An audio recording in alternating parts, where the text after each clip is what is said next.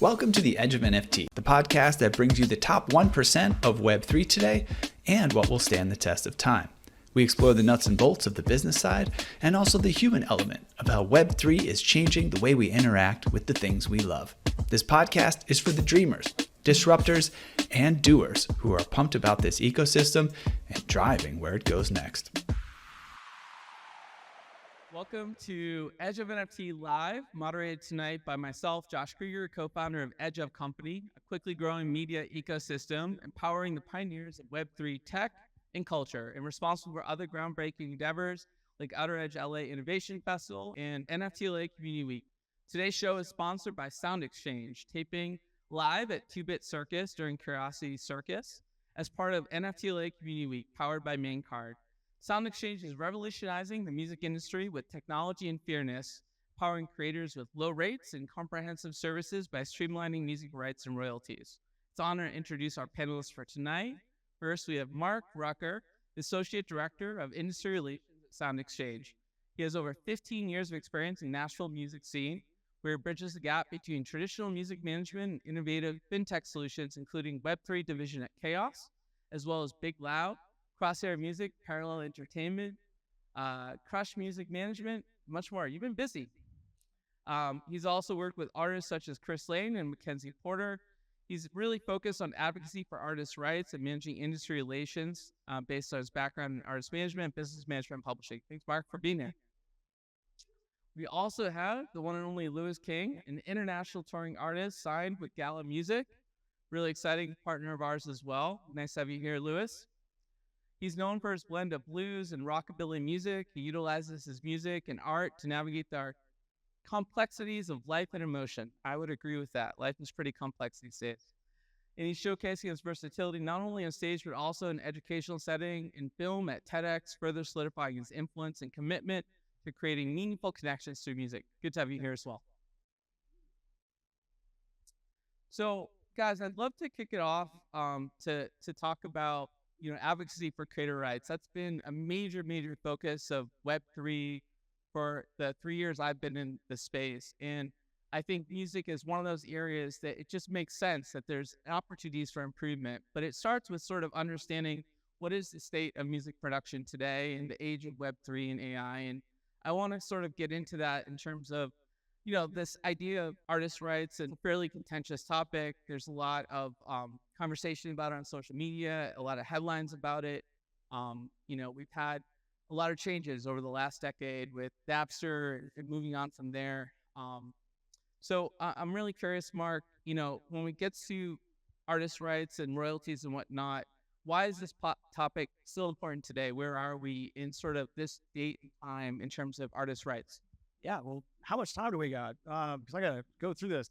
I'll start with the back half of that. Is why is it important to talk? A lot of the industry, the under parts of it aren't talked about enough. So I think it's been an incredibly important thing for artists to be able to speak out about, songwriters to talk about, because I think a lot of people have this misconception of like, you have all these followers, you must be making a shitload of money. And as we all know, as we're walking around and going like, well, kind of, but not really.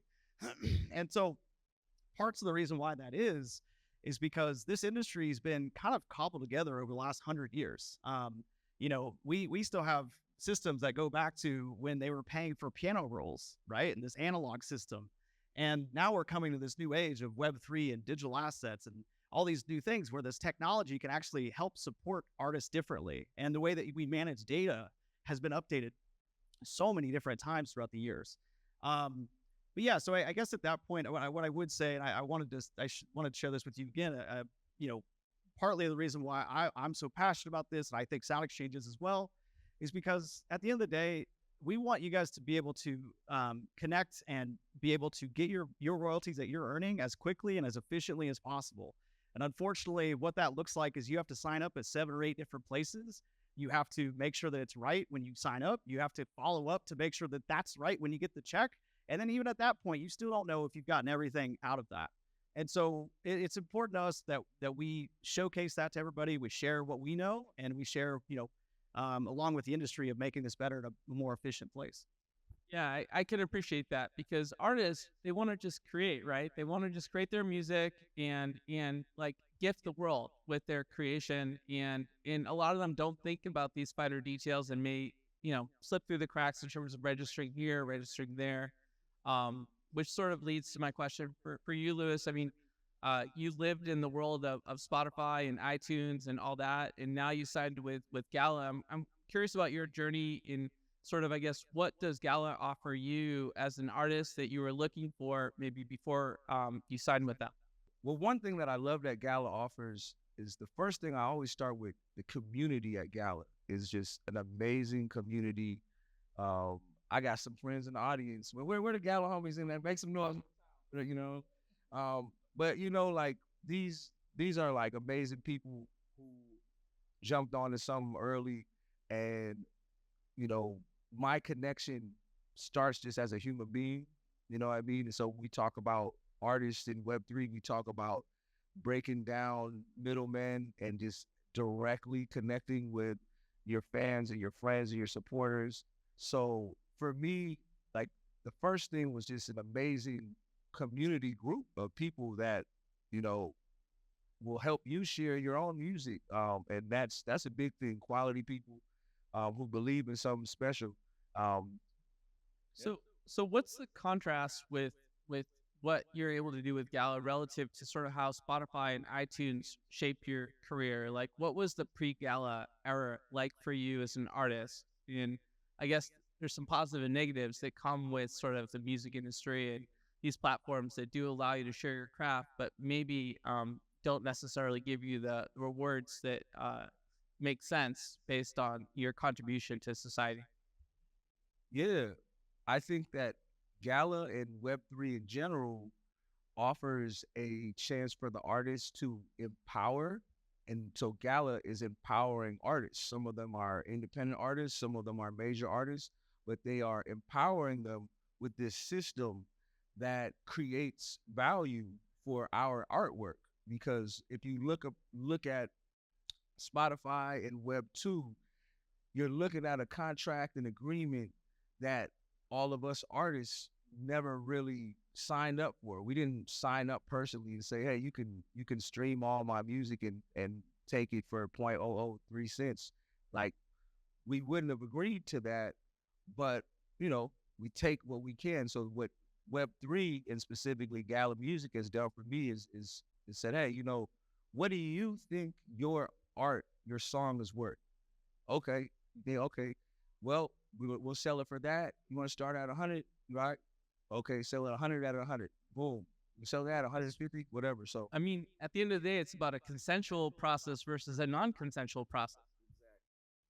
Well, so thanks for sharing that with us, and we'll dive in a little bit more. Mark, you sort of talked about why there's a need for SoundExchange. What exactly does SoundExchange do to help with this problem of more consensualness in our industry of music? So SoundExchange was created in 2003 as a nonprofit through Congress to collect and distribute the Section 114 statutory license for digital performance on non-interactive digital radio. Essentially, what that means is that if you get played, if you're an artist and you get played on SiriusXM or Pandora Radio or Music Choice or iHeartRadio if it's streamed over the internet, not on FM, which I can talk about why that is. But if you get that airplay, there's an additional royalty for the featured artist and for the rights owner, which is an incredible opportunity for artists to actually get paid for their airplay. All over the world that happens for FM radio, but in America, we don't do that. We only do it for this non-interactive digital radio part. And talking about advocacy, we're big advocates for pushing that through and getting FM to be a part of that as well. But, it's not as straightforward as what everybody would want it to be. So we have over 650,000 artists and creators that have joined, and it's free to join. It's free to sign up. You register, you get a login, then you jump in and claim your songs. And then the payments start to flow through as you get more airplay. So it's really set up to be this free service for artists and the rights owners to collect the royalties that they're earning. And to me, it's the most straightforward royalty system out there. It's also by far the fastest. If you're on direct deposit, you get paid every month. And anybody that's, been a part of music for a long time knows that, like, hey man, like, your PRO might take you 9 months to get paid. And you're like, why is this happening to me? For me, after being in years of management, I got to see every parts of this, from the publishing side to the this collection side to, each side. And I've found that SoundExchange was by far the best place for artists to be able to make their money first and then divvy it out from there. Typically it goes somewhere else first and then it comes to them and they get their final 10% or whatever they're going to earn. And this kind of goes the other way. We pay artists directly. So everyone from the Beatles to Beyonce to the up and coming artists, they're all signed up with us and they receive checks just like everyone else.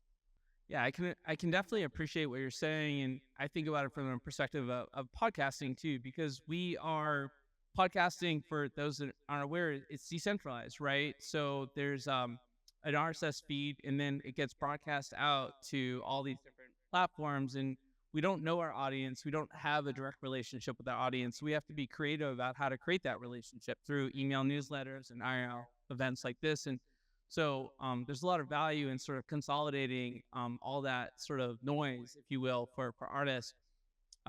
There's another side of, I guess, the music industry now, which is sort of how it interacts with social media. And one particular outlet that I think is really interesting, it's in the news a lot right now, is TikTok, right? So I'm curious, Lewis, if you use TikTok, if that's been part of your sort of way of amplifying your voice to the masses, and sort of what your thoughts are on the possibility it gets banned or acquired by a new U.S. company, and sort of how you think about social media in this current age where these sort of issues come up on a regular basis. Yeah, TikTok it's such a large discussion because there's, I kind of stay out of like political stuff from a just an artist standpoint of how we utilize TikTok. It's definitely a rare opportunity. It's probably how I like to call it the most viral of the viral. That's kind of the thing about TikTok is really anyone can go viral. You don't need a large fan base, and it's very algorithmic. I have a song that I did because we're all into like AI and this type of Web3 stuff. I have a song that's Kendrick Lamar and Drake. They have a little diss, they have their stuff, they beef and J. Cole. And I just, for fun, made a song, just a Drake, Kendrick Lamar, AI diss. And that song, I posted it yesterday. It's got almost 200,000 views just from one day. So it's like, it offers it offers the access to people. And I think that's scary to a lot of people. So for artists, I would say, hey, get it in while you can now. Need to do what you can do. And I mean, I think it will show your video to the people who you want to reach. One thing I like about Web3 though, is it's like, I guess these people are like valuing it more. So one thing I've seen with TikTok is it's like, it's so saturated that you're getting a bunch of stuff, but it's going to reach people. So anyway, that's. Yeah, I mean, I totally agree. I think as a discovery tool, it's been pretty amazing. But I will say that, like, as maybe the old music guy in the room at this point, I guess, I don't know. Over 15 years, I've seen different iterations of social media kind of be that over and over and over. So that doesn't mean that, say TikTok does have some, something happen over the next 6 months. That doesn't mean that there won't be something else. That I think that means that just means we have to keep searching for it. And I totally agree with you. I think in some ways it's about gathering your super fans and figuring out how you can dedicate yourself more to them than you can to that casual fan that saw your video once and then kept going past it, but you got the view. And again, that goes back to like the royalty systems that I feel like it's a common misconception to think just because you get all these views, you're earning a lot. And that's happening from, and I understand there's a lot of importance in getting a lot of views, of course, but when you try to explain this to somebody that's not in the music business and they don't realize that people aren't getting paid for that, whether it's the artists themselves or the songwriter or the producer, it actually could present more problems than actually solutions, right? So yeah, I can appreciate that. I mean, with YouTube as well, we'll have videos that get tens of thousands of likes, and I think we get a check for like $30 at the end of the month. I hear that, and I think it's interesting. We talked about sort of this TikTok to Spotify virality sort of funnel that doesn't generate the real money for artist creativity. So next, you have to sign to a label. And I'm curious, when artists are at that point, what are the pitfalls that they might run into, and what's your advice to artists that are ready for that step in their career? Well, real quick, specifically dealing with SoundExchange, TikTok radio on SiriusXM does generate a lot of income for a lot of artists that go viral, and they have no idea that they are being played on TikTok radio. Therefore, they don't know that they're getting a SoundExchange royalty. Therefore, we're reaching out and saying, hey, you shouldn't, well, not you shouldn't, don't, here's all the information. You might have a check for you.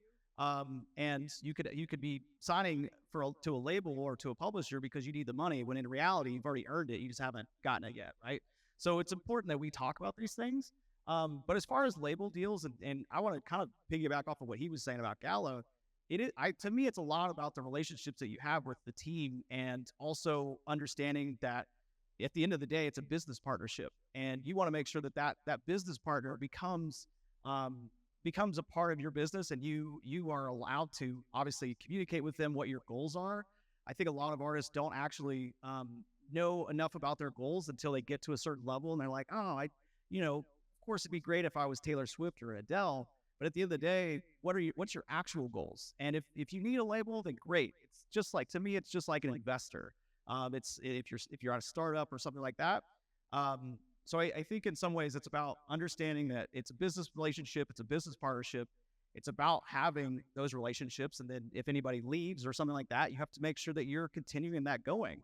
And then maybe in addition to that, I would say that understanding the label's bandwidth, having your team kind of understand, well, they've signed 7 artists in the last 7 months. I don't know if that's a great idea for me, but it depends on your goals and what you're looking for. So I think at the end of the day, it's really about understanding why you would do it, and do you need an investor at that time, or is it a later time? Right on. And Louis, I'm sure a lot of artists come to you for advice as they're sort of getting up in their careers and look to you for a mentor. Are there sort of some key points that you want to hit home with them, especially at this current moment in time? Sure. And to jump back, kind of add on to what you were saying, I think that's a great point right there. Is I try to trust quality people, and I've seen that in some places. You trust good people, and I want to say that about Gala. Like, I really have a lot of respect for the team. I've been around a lot of teams, a lot of companies. They some really amazing people. Shout out to Layla Steinberg. I mean, if I'm an artist and I'm meeting the president of a company that for the first time, deciding if I want to do business with them, we're so lucky we have Layla Steinberg. So want to give Layla her flowers. And I really think that's big, like you said, about picking who you choose wisely, and then understanding too that in the record label situation, the base deal, a 360 deal, or probably the most standard deal, is a loan. In the end, for artists, it's a loan. So you're getting a loan, and you will have to recoup that loan eventually. Now, does it matter if your album is selling on the shelf, if you're touring, if whatever it is, you're going to be held to that money. So the difference in the Web3 space, like Gala, is now the money that is made off of this NFTs that I sell it's not a loan. These people are supporting you. They're collecting you got to be careful what words you use, but they're buying these NFTs, and that money then is now going to come back to you usually about 6 weeks. They're actually working on something that's direct. So when someone purchases it, it'll come directly to the account. Once they get that, that'll be incredible. But yeah, it's very important when you get paid. So that's a big thing, is knowing, it's a loan. Appreciate that clarification. So you touched on this a little earlier, and it's a fun topic. We have another show called Edge of AI, and we've talked to musicians on all sides of the fence when it comes to AI. So I'm curious, where do you stand? Are you pro AI? Are you anti AI? Are you concerned? Are you excited? What are your sentiments on AI and how it's impacting the music industry? Man, I love AI. I love me some AI. Like, you can't be lazy with the AI now. You can't just pick up an AI app, put something in, put it out, go post it up. You use it. You use it as a tool. You know, you want to write a book, you don't just put the feed in. You take your feed, you take it out, and then you edit it and you customize it as a template. And so for me, one thing I did with the AI that I was really proud of was I did a song called Damage, and Damage released on Gala Music and went #1. And I offered my fans, I said, hey, if you are interested in supporting this music video, you guys can pay, pay $100 and you will be included as the Web3 executive production team. And so they credited actually in the video. So I used that funding. I was on tour in Egypt, and I went and did a music video in the King Tut's tomb and by the pyramids. I shot that video in the oldest King Tut's tomb, one of the oldest wonders of the world. And then I put it with this new AI technology and created this video that I cut it up frame by frame. I just didn't put it into AI and that was it. I put a lot of time into it, but it created this is a blessing. It's creating beautiful things. And I think for artists, we are all unique, not just artists. Everyone in here is unique. So, there's not a robot that can make you useless, but you're always going to have to find your next way of adapting to evolution. Yeah, right on.